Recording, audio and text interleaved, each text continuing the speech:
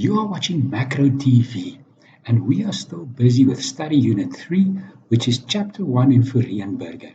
We're discussing the ADAS model and different shocks that can be modeled using this framework. And in the process, we'll be able to say what is the impact on prices and the impact on income in the macroeconomy. Now, this is the first one of our supply side disturbances. Now, the shock lies on the supply side of the economy, causing the short run and the long run AS curves to shift. Now, examples can be a drought, an increase in the oil price, an increase in the price of electricity, an increase in the price of imported inputs, a new labor legislation, for example, higher minimum wages, and all of those would have an impact on the aggregate supply in our economy.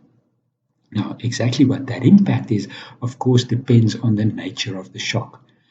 All of these phrased above would be a contractionary shock, causing the AS short run and long run to shift to the left. Now, there are two phases in this adjustment process.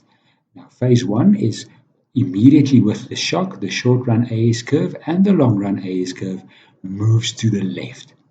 And then in the second round, there's a medium-term supply-side adjustment process in which the short-run AS curve moves again. But in this case, it depends on changes in price expectations.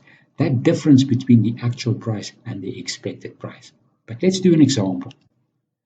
So this is an example of a shock to the supply curve, and we could say this is the result of a drought, and we want to model it in the ADAS framework. Now, you can imagine if there's a serious drought, it means a reduction in the supply capacity of the economy.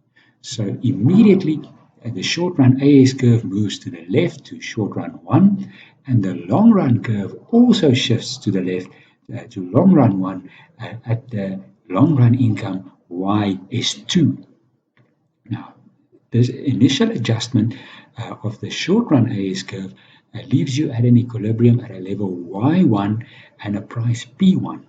This is then still in excess of the long-run level of supply of the economy, and the price level P1 is greater than the initial expected price P0. So at that stage, laborers realize that prices are increasing, but their wages have not. They are falling behind in real terms, and they negotiate higher wages. This, of course, adds to the cost of production, moving the supply from the short-run AS SR1 to further to the left to a AS SR2 short-run curve, which puts you at the long-run level of incomes S2 and the price level P2. So the net effect of a supply shock like this, which is contractionary, is that incomes are down and prices are up. And you can realize that this is a very bad position for the economy to be in.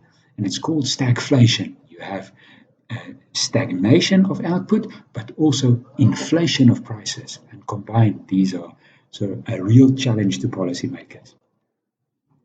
So this was the case of a drought, but it might as well have been that increase in minimum wages or that shock to productivity. Anything that leads to a contraction of output in the short and the long run.